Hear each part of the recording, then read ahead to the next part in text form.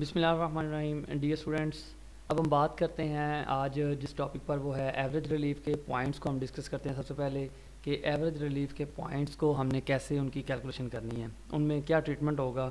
वो 4 पॉइंट्स है टोटल जिनको हम देखते हैं। लेकिन इससे पहले मैं एक चीज़ आपसे रिक्वेस्ट करूँगा कि अगर इस न्यूमेरिकल को हमने कंप्लीट समझना है, अगर तो किसी का सिर्फ जस्ट इस पार्ट का इशू है तो वो सर्च करके या कमेंट्स में पूछ सकता है कि कौन सा पार्ट कहाँ पर, मैं उस लेक्चर का लिंक सेंड कर दूँगा। लेकिन अगर आपको कंप्लीट न्यूमेरिकल जो है उसकी प्रैक्टिस करनी है, तो फिर जो न्यूमेरिकल के हवाले से मैंने क्वेश्चन अपलोड किए हैं रेटिंग के, पार्ट 1, पार्ट 2, पार्ट 3 अब तक, उन तीनों पार्ट्स को ज़रूर देखें। अगर किसी को थ्योरी के किसी क्वेश्चन में इशू है तो थ्योरी के क्वेश्चन की स्टेटमेंट के साथ वो इस लिस्ट के अंदर अपलोडेड हैं। आज हम इस पर पार्ट 4 में हम बात करते हैं इंशाल्लाह। सबसे पहले एवरेज रिलीफ पे। एवरेज रिलीफ है क्या?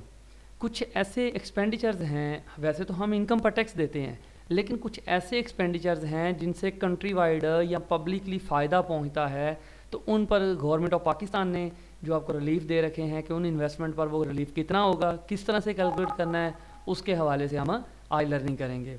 तो सबसे पहले इस रिलीफ के हवाले से अगर हम बात करें तो वो रिलीफ है donation to approved charitable institution. मैंने एवरेज रिलीफ का एक पूरा टॉपिक अपडेट किया हुआ है, question number 6 I think notes में अगर मेरे आप पढ़ रहे हैं तो यह क्वेश्चन नंबर 7 है बल्कि।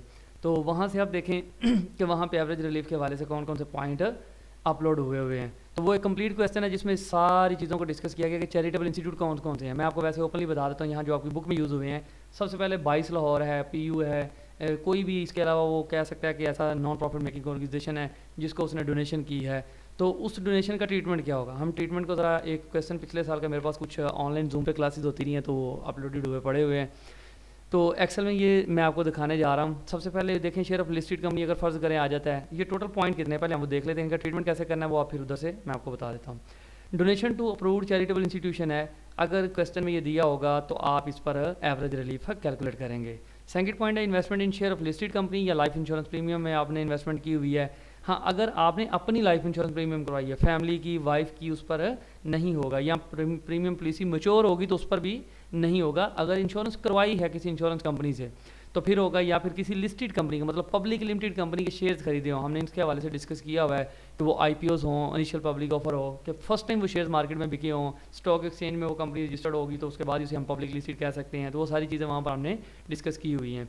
तो ये क्या होगा? दूसरा पॉइंट है income investment in share of listed company या फिर लाइफ इंश्योरेंस प्रीमियम में करेगा तो क्या होगा? नंबर 1 एक्चुअल अमाउंट लिया करते हैं, नंबर 2 20% ऑफ टैक्सेबल इनकम लिया करते हैं, और 20 लाख की उसने रिस्ट्रिक्शन लगा दी कि इससे बड़ी अमाउंट आप नहीं ले सकते। कैसे रिस्ट्रिक्शन लगाई? देखें आप, इन तीनों में से कोई एक अमाउंट पर रिलीफ मिलेगा तो which ever is lesser is allowed for credit या फिर रिबेट। तो इन तीनों में से कौन सी अलाउ होगी? जो सबसे लेसर होगी। अब अगर देखें 20% लेने पर वो 40 लाख आ जाता है तो हमारे पास ये रिस्ट्रिक्शन लगी है क्या जी, 20 लाख से ज़्यादा आप नहीं ले सकते। तो ये आपने 20 लाख खुद याद रखना है, 20% भी आपने याद रखना है, एक्चुअल अमाउंट आपको क्वेश्चन में दी होगी। नंबर 3 पे इन्वेस्टमेंट इन हेल्थ इंश्योरेंस, अगर हेल्थ इंश्योरेंस में आप इन्वेस्टमेंट करते हैं तो भी आपको रिलीफ मिलेगा। इसमें कैसे होगा? Number 1 actual value, number 2 5%, number 3 1,50,000 की उसने रिस्ट्रिक्शन लगा दी है। सेम एज इट इज़ हम चेक कर लेते हैं कि एक्सेल में जाके इसकी कैलकुलेशन कैसे करनी है। और लास्ट पॉइंट है contribution to approved pension fund, अगर किसी अप्रूव्ड पेंशन फंड में आपने कंट्रीब्यूशन किया हुआ है तो उसकी कैलकुलेशन कैसे करनी है। इसमें भी number 1 actual amount, number 2 20%, number 3 4 lakh की अमाउंट आप अपने पास से लेंगे। अब एक नोट दिया हुआ नीचे, नोट क्या है? Note income for purpose of, ये बल्कि इसे आप छोड़ दें अभी फ़िलहाल, ये आप स्किप कर दें।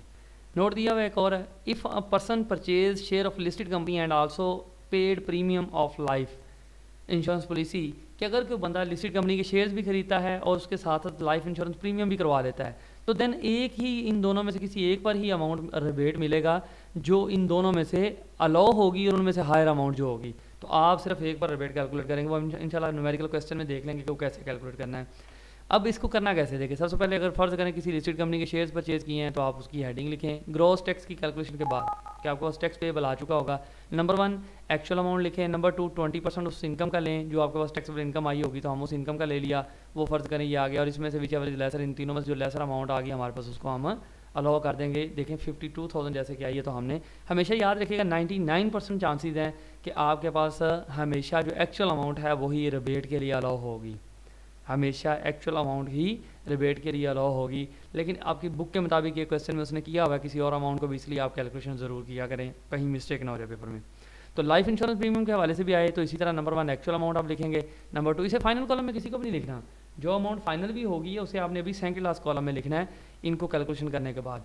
इन सब को टोटल करके आपके पास एक वैल्यू आ जाएगी। जैसे कि फ़र्ज़ करें यहाँ पर आपके पास 1,07,000 रुपये की ये वैल्यू आई है, दो चीज़ों पर वेट अलाउ करने के बाद 52,000 और 55,000 पर। अब देखें उसने लिस्टेड कंपनी के शेयर्स भी खरीदे थे और लाइफ इंश्योरेंस प्रीमियम में भी इन्वेस्टमेंट की हुई थी, तो एक बार रिबेट अलाउ होना था जो हायर थी।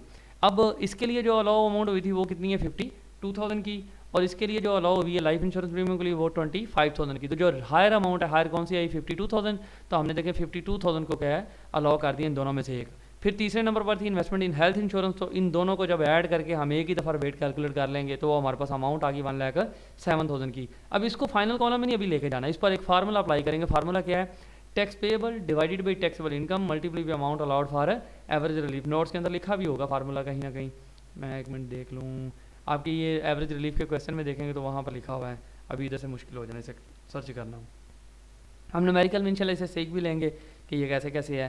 तो tax payable divided by taxable income multiply by amount allowed. Amount allowed कितनी थी, 1,07,000 की। देखें तो 1,07,000 की अमाउंट यहाँ पर भी हमने उससे मल्टीप्लाई कर लिया, तो हमारे पास ये एक अमाउंट आ गई 624 रुपीज़ की। 624 रुपये का रिलीफ उसे अलाउ हुआ, जो कि हम माइनस कर देंगे। तो इस तरह से हम एवरेज रिलीफ की कैलकुलेशन करेंगे। नेक्स्ट है हमारे पास tax on separate block income. Separate block income कौन सी है, ऐसी इनकम जिस पर सेपरेटली टैक्स कैलकुलेट किया जाए। जैसे कि हमने प्रॉपर्टी इनकम को कहा था कि ये सेपरेट ब्लॉक इनकम है, इसको हम फाइनल कॉलम में कभी भी नहीं लिखते। जो भी वैल्यू आएगी उसे हम पहले क्या करेंगे, सेकंड लास्ट कॉलम में लिखेंगे और उधर ही उसको ऐड करके टोटल उसकी वैल्यू कैलकुलेट कर लेंगे। तो टोटल वैल्यू कैलकुलेट करने के बाद हमारे पास जो भी अमाउंट आ जाएगी उस पर हमने सेपरेटली रेट अप्लाई करना है। कब, जब क्वेश्चन सारा कंप्लीट हो जाएगा, हम tax with holding tax minus करने से पहले इसे ऐड किया करते हैं, उसके बाद भी कर लें तो कोई ऐसा इशू नहीं है। लेकिन बुक की प्रैक्टिस के मुताबिक उसने पहले किया तो आप कोशिश करें इसे पहले ही ऐड करें। ये ऐड कैसे होगा मैं आपको एक प्रैक्टिकली एग्जांपल के तौर पर दिखा भी देता हूँ, अगर किसी क्वेश्चन में मुझे मिल जाए तो। ये जी देखें, ऐड सेपरेट ब्लॉक इनकम कब करनी है, ग्रॉस टैक्स आपने कैलकुलेट कर लिया, उसे टीचर का रिलीफ नहीं था मिलना, हमने उसे छोड़ दिया सारा कुछ, बट सब जो भी होना था वो हम बाद में देखेंगे कि ऐड कैसे करना है। तो प्रॉपर्टी टैक्स अगर 2 लाख से ज़्यादा अमाउंट आ गई है तो देखिए उसने 2,50,000 में से 2 लाख माइनस किया और रिमेनिंग एक्सीडिंग अमाउंट पर टेबल के मुताबिक रेट अप्लाई कर लेने। हमने प्रीवियस लेक्चर में इसे डिस्कस किया हुआ है कि इन रेट्स को कितना और कहाँ तक लेके जाना है। ये आपने पेपर में नहीं दिए होंगे, आपने खुद याद करने जो सेपरेट ब्लॉक के रेट्स हैं। तो ये 5% उसका रेट था, हमने ले लिया तो कितना आ गया 2,500। इसी तरह अब यहाँ पर और भी इनकम दी हुई है, कौन कौन सी, gain on sale of share of public limited company. अच्छा एक था हमारे पास gain on sale of share of a private limited company, वो है कैपिटल गेन का पार्ट, और उसे कैपिटल गेन में ही फुली टैक्सेबल किया करते हैं, उसे सेपरेट ब्लॉक इनकम में नहीं लेके आना। यहाँ पर हमारे पास उसने दिया हुआ है gain on sale of a share of public limited company. तो अगर पब्लिक लिमिटेड कंपनी के शेयर्स पर गेन होगा तो उस पर हम सेपरेटली रेट अप्लाई करेंगे। कैसे, बिल्कुल इसी तरह जिस तरह हमने प्रॉपर्टी पर किए हैं। तो देखें इमूवेबल प्रॉपर्टी है यहाँ पर, ये कुछ और पॉइंट ऑफ दिया हो, तो इसी तरह हम उसको भी लिखकर उस पर रेट अप्लाई करेंगे। होल्डिंग पीरियड अगर लेस देन 12 मंथ होगा तो हम 15% लेंगे, मोर देन 12 मंथ होगा, 12 माह के से 24 माह के दौरान होगा तो 15% लेंगे। लेकिन अगर 24 माह से ज़्यादा होगा, मतलब 2 साल से ज़्यादा है, तो फिर क्या होगा, एग्जेम्प्ट होगा। Gain on disposal of immovable property और कंस्ट्रक्टेड प्रॉपर्टी पर कितना रेट है, इसको हम यहाँ से डिस्कस कर लेते हैं। पेज नंबर 384 वहाँ पर भी मेंशन है नोट्स में, मैंने जो अभी भी खोले हुए थे, मैं आपको एक दफ़ा रिटर्न में जाके, ये पेज नंबर 387 इधर मेंशन है। तो पेज नंबर 387 जो मोहतम मुगल की बुक है वहाँ पर जाएँ तो सेपरेट ब्लॉक इनकम भी दी हुई, इसे हम बाद में इंशाल्लाह डिस्कस करते हैं। हम पहले 387 पे जाके इसको डिस्कस करते हैं कि अंडर सेपरेट ब्लॉक इनकम कौन सी। सेपरेट ब्लॉक इनकम में देखा उसने कहा हुआ है कि टैक्स ईयर 2020 के लिए कैपिटल गेन, ये 21 लिखना है, इसमें गलती से लिखा हुआ है, capital gain on sale of securities will be taxed at the rate of following. तो सिक्योरिटीज़ अब देखें, एक हो गया पब्लिक लिमिटेड कंपनी के शेयर्स पर गेन होगा तो वो भी सेपरेट ब्लॉक इनकम में आएगा, सिक्योरिटीज़ पर गेन होगा तो वो भी सेपरेट ब्लॉक इनकम में आएगा। तो उसके लिए उसने बताया हुआ है कि अगर 1/7/2013 से एक्वायर किए हैं तो 0% रेट है, अगर 13 से 30/6/2016 के दरमियान की है तो उस पर रेट के लिए उसने फिर पॉइंट दिए। Number 1 where holding period is up to 12 month, अगर उसका पीरियड 12 माह के अंदर है, आपने पहले नंबर पर 1/13 के बाद और 30/6/16 से पहले खरीदी और होल्डिंग पीरियड उसका 12 माह रहा और आपने फरोख्त कर दिए हैं, जो गेन होगा उस पर 15% आप अप्लाई करेंगे rate. Where holding period is more than 12 month but less than 24 month, तो कितना होगा 12.5%। Where building holding period is more than 24 month, अगर 4 माह 2 साल से ज़्यादा हो जाएगा, ये 24 माह से, तो फिर 7.5% रेट अप्लाई करेंगे। 3 पॉइंट इसी का उसने दिया हुआ, where securities were acquire after 1/7/2016 के बाद अगर खरीदी है तो सारे के सारे केसेज में क्या होगा 15% इन ऑल केसेज, और फ्यूचर कमोडिटीज़ कॉन्ट्रैक्ट अगर हुआ तो उस पर 5% होगा। आपको इतनी ज़्यादा प्रैक्टिस की जरूरत नहीं पड़ेगी, मुझे आई ऑब्जर्व ऐड कि आपको पहले वाली ये ए और बी पॉइंट में ही क्लियर हो जाएगा सारा कुछ। फिर दिया हुआ जी इमूवेबल प्रॉपर्टी, इसे ध्यान से मेरा बेटा समझ लें क्योंकि ये आपकी बुक की प्रैक्टिस में भी आया, माइट भी पेपर में भी आ जाए। तो गेन और इमूवेबल प्रॉपर्टी अगर होगा तो उसे कैसे करना है, Any gain arising on sale of immovable property being as open plot will be calculated as following for the tax year 2021 आएगा, यहाँ 20 नहीं है, ये गलती से है।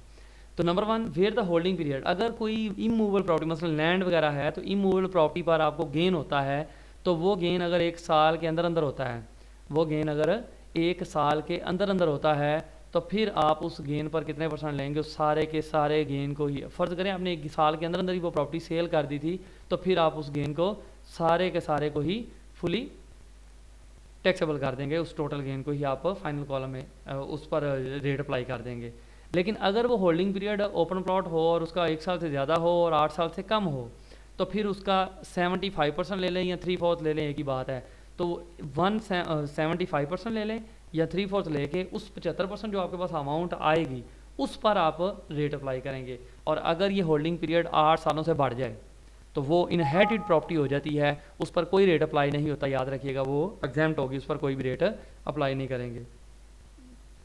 इसके बाद कंस्ट्रक्टेड प्रॉपर्टी पर क्या रेट है। कंस्ट्रक्टेड प्रॉपर्टी के हवाले से भी अगर 1 साल के अंदर अंदर आपने कोई बिल्डिंग बना के उसे बिल्डर्स के लिए असल में रेट है तो वो सेल कर दी, तो उस पर 1 साल के अंदर अंदर अगर आपने बिल्डिंग तमीर करके की है तो उस पर 100% उस रेट अप्लाई करेंगे, जो भी उसका रेट होगा। If the holding period is 1 of the 4 year, कि अगर 1 साल से ज़्यादा और 4 साल से कम में की है तो फिर 75% एज इट इज़, जिस तरह इमूवेबल प्रॉपर्टी में हमने लिया। और अगर 4 सालों से बढ़ जाए तो फिर उस पर एग्जाम्प्ट होगी, कोई भी रेट अप्लाई नहीं करेंगे।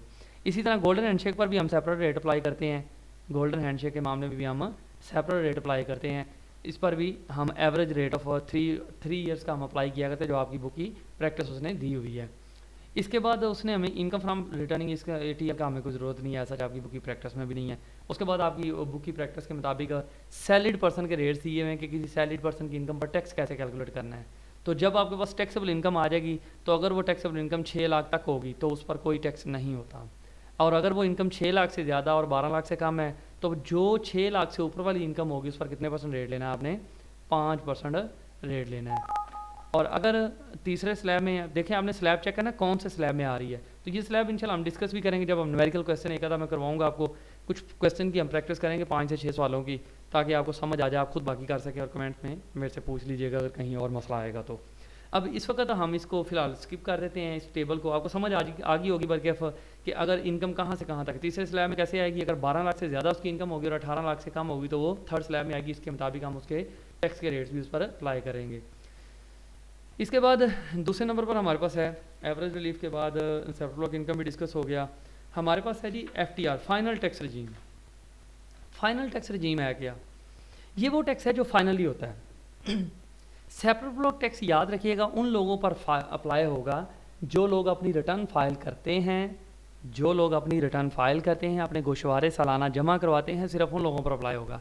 लेकिन जो आपका FTR का फाइनल टैक्स रजीम है वो फाइनल टैक्स होता है, वो रिफंडेबल भी नहीं होता उसे अगर आप फाइल गोशवारे जमा करवाते हैं। फ़र्ज़ करें आपका कोई बॉन्ड निकल आता है, आपने बैंक से ख़रीदा हुआ था तो वो बॉन्ड जब आप परचेज़ करेंगे और उसे ख़रीदने के बाद अगर आपका कोई बॉन्ड नंबर क्लिक हो जाता है तो आपको कोई एक्स्ट्रा अमाउंट मिलती है, तो वो चाहे आप फाइलर हैं चाहे नहीं है, वो आपका टैक्स डिडक्ट होना ही होना है। और नॉन एडजस्टेबल है, नॉन रिफंडेबल है, ये वापस भी नहीं होता, ये डायरेक्टली गवर्नमेंट के पास चला जाता है जी, इस अमाउंट पर आपने ये टैक्स देना ही देना था। हाँ ये है कि कुछ अमाउंट्स पर फ़र्क होगा, अगर आप फाइलर होंगे तो वो रेट डिफरेंट होगा और अगर नॉन फाइलर होंगे तो वो रेट डिफरेंट होगा। मसलन डिविडेंड इनकम, ये कुछ इनकम्स दी हुई हैं जिन पर आपकी बुक की प्रैक्टिस में दिया हुआ है, बस ये मैक्सिमम मेरा ख्याल है, इससे ज़्यादा आपकी बुक में कोई है भी नहीं है। अगर आप ये 9 पॉइंट याद कर लेते हैं 10, तो आपको ये सारा क्लियर हो जाएगा कि इसमें सेपरेट ब्लॉक इनकम कौन कौन सी है। तो dividend income from income received अगर आपको कोई होगी और फाइलर हैं आप जो रिटर्न फाइल कर रहे हैं तो आप पर 15% होगा, आप में से नॉन फाइलर की कोई एप्लीकेबल मुझे उम्मीद नहीं होगी, तो ये नॉन फाइलर वाला भी आप नहीं भी याद करते तो कोई इशू नहीं है। इनकम बाई वे, अगर उसने बुक में मेंशन कर दिया क्वेश्चन के अंदर को नॉन फाइलर है तो यहाँ वो ATL लिस्ट से फारग हुआ हुआ, ATL लिस्ट में नहीं, एक्टिव टैक्स पेयर लिस्ट होती है, बस इतना याद रख लें, तो फिर भी वो नॉन फाइलर ही कंसीडर होता है, तो फिर आप उस पर नॉन फाइलर का रेट अप्लाई करेंगे। अदरवाइज़ आप क्या इनकम फ्रॉम डिविडेंड हो या income by way of price bond हो या वह क्रॉस वर्ड पजल हो, तो इन पर कितना रेट लेना है, 15% लेके फुली टैक्सेबल कर दें। और ये क्वेश्चन का पार्ट नहीं है, एक चीज़ और बड़ी अहम है, ये क्वेश्चन का पार्ट नहीं है। इससे आप जब टोटल इनकम फाइंड कर लेंगे उसमें से 5 पॉइंट वो माइनस करने वाले हैं, वो माइनस कर लेंगे, आपको बस टैक्सेबल इनकम आ जाएगी। उस टैक्सेबल इनकम पर आप कंपटीशन अप्लाई कर लेंगे, जो 10 नंबर का अगला पार्ट है, ये सॉल्व करने के बाद टैक्स पेएबल आ जाएगा। इसके बाद अलग से इसे हम सॉल्व किया करते हैं, ये 2 नंबर का पार्ट होगा जिसे आपने सॉल्व करना है। तो रॉयल्टी पेमेंट तो नॉन रेजिडेंट करेंगे तो 15% है, income from representing winning from rifle lottery वगैरह, कि आपकी कोई लॉटरी निकल आती है, कार चार उस लॉटरी में निकल आती है तो उस पर 20% लेना जो उसकी अमाउंट होगी। स्पेसिफिड वैल्यू ऑफ बोनस शेयर हो या डिफेंस सेविंग सर्टिफिकेट वगैरह हो तो इस पर 5% है। Commission received other than employer, employer के अलावा किसी तीसरी पार्टी से। एक कमीशन है जो एम्प्लॉयर से मिलती है, अगर उसने जस्ट कमीशन लिखा और मेंशन नहीं किया हुआ तो क्वेश्चन के अंदर इसका मतलब है वो एम्प्लॉयर से कमीशन मिली और सैलरी का पार्ट बनेगी, सैलरी के एड में हम उसे फुली टैक्सेबल किया करते हैं। ये कमीशन है अदर देन एम्प्लॉयर, किसी थर्ड पार्टी से हमें मिलेगी तो हम उस पर FTR में उसे लिखेंगे, वहाँ उसे पार्ट नहीं बनाना, बिल्कुल भी याद रखिएगा। तो इस पर हम 12% रेट लिया करते हैं। फ्लाइंग अनाउंस है, मसलन आर्मी वगैरह में अगर आपका कोई पर्सन आर्मी वगैरह का और उसकी रिटर्न फाइल करनी है, या कोई नेवी वगैरह में है तो सबमराइन वगैरह चलाते हैं तो उनको अलग से इस चीज़ के अनाउंस मिलते हैं, तो उस पर कितने परसेंट होगा, 2.5%। पेपर सेटिंग रेम्यूनरेशन या पेपर मार्किंग रेम्यूनरेशन, एग्जामिनेशन फ़ी है या TV का आ गया पॉइंट आपके पास तो उस पर 6% आपने अप्लाई करना है। Price offered by hotel for promotion of sale होगी तो फिर आपने 20% अप्लाई करना है। और profit on debt received from an account under the national saving scheme of post office, इस पर ये डिफरेंट रेट दी हुई है, आप खुद देख लें, इनको इसी तरह से अलग से हमने एप्लीकेबल कर देना है। तो अब आज का टॉपिक हमारा ये FTR सेपरेट वर्क इनकम और उस टेबल को समझना था जो कि हम बात कर चुके हैं कि टैक्स के स्लैब रेट कैसे हम अप्लाई करेंगे। तो मुझे उम्मीद है कि आप लोग इस प्रैक्टिस के बाद इस काबिल हो जाएंगे कि अब हम जो प्रैक्टिस करने जा रहे हैं इंशाल्लाह नेक्स्ट पार्ट में वो बहुत ही इंपॉर्टेंट है, हम न्यूमेरिकल शुरू करेंगे। पहले 3 क्वेश्चन जिसमें ग्रॉसिंग अप के हवाले से बड़ा इंपॉर्टेंट टॉपिक है, बहुत सारे बच्चों को ग्रॉसिंग अप में इशू रहता है, तो पहले 3 क्वेश्चन जो हैं उनमें ग्रॉसिंग अप को उसने बताया हुआ है। पहले सवाल में उसने टैक्स पे कर दिया हुआ है और फाइनली हमें बताया तो उसमें ग्रॉसिंग अप नहीं होनी, दूसरे और तीसरे क्वेश्चन में ग्रॉसिंग अप होनी है। तो इन हर क्वेश्चन में एक ऐसा पॉइंट होगा जो आपको सारी चीज़ें अब तक मैंने करवाई हैं वो वहाँ पर नहीं होगा। हर क्वेश्चन में कोई एक ऐसा पॉइंट होगा जो आपको डिस्टर्बेंस करेगा। वो अगर किसी को ज़्यादा इशू है तो कमेंट सेक्शन में पूछ ले, वरना मैं अदरवाइज़ कोशिश करता हूँ कि मैं सारे के सारे क्वेश्चन जो है सॉल्व करने के बाद आपसे जल्दी जल्दी शेयर करके कुछ 5-7 मिनट के अंदर एक क्वेश्चन हम कंप्लीट कर लें ताकि आप लोगों को भी अंडरस्टैंडिंग डेवलप हो जाए उनकी। तो इंशाल्लाह दुआ कीजिएगा कि मैं आप लोगों के लिए ये हिम्मत करके 25 या 26 क्वेश्चन जो है इनको सॉल्व करके आपको दे सकूँ। बहुत टफ रूटीन का काम है ये, आपकी दुआओं के साथ अगर हुआ तो इंशाल्लाह ये पॉसिबल हो जाएगा। तो आप लोग मेरे लिए दुआ कीजिएगा, मैं आप लोगों के लिए दुआ करूँगा कि आप लोग का एग्ज़ाम में जो रिज़ल्ट हो वो अच्छा हो। आप टैक्सेशन के मामले में मुझे इस चीज़ की बहुत बड़े ही सालों से ये टेंशन होती थी कि बच्चे जो हैं वो मार्क्स नहीं ले पाते, तो उसकी वजूहात क्या होती हैं कि हम सारा साल टैक्स को रैंडमली करने की कोशिश करते हैं, जबकि टैक्स ऐसा सब्जेक्ट नहीं है। इसमें जब तक आप कंप्लीट प्रैक्टिस नहीं करते कि आपकी रेटिंग के पॉइंट्स किस चीज़ का क्या ट्रीटमेंट करना था, तब तक आप उन 5 हेड्स के अंदर से बाहर ही नहीं निकल सकते आप, बाकी तो बहुत दूर की बात है। तो इंशाल्लाह उम्मीद है कि नेक्स्ट क्वेश्चन के साथ हम मिलेंगे, न्यूमेरिकल रेटिंग के तैयार करके आप मिलेंगे मेरे साथ ताकि आपको उन्हें समझने में पॉइंट्स को आसानी हो। हम इंशाल्लाह सारे पॉइंट डिस्कस करेंगे, टीचर के और रिसर्चर का ये सामने दिया हुआ आपके, इसके अलावा रेमिटेंस का पॉइंट है, फॉरेन इनकम का है। हम इंशाल्लाह कैलकुलेशन करना सीखेंगे कि हम टैक्स कैसे कैलकुलेट करते हैं। हम इंशाल्लाह इसके अलावा बाकी सारा भी 5 हेड्स की इनकम का टोटल कैसे करते हैं, अगर कोई टीचर है तो सैलरी के हेड का सम करके उस पर माइनस कैसे करना है। तो उतनी देर के लिए आपकी दुआओं का तलबगार। अल्लाह हाफिज़।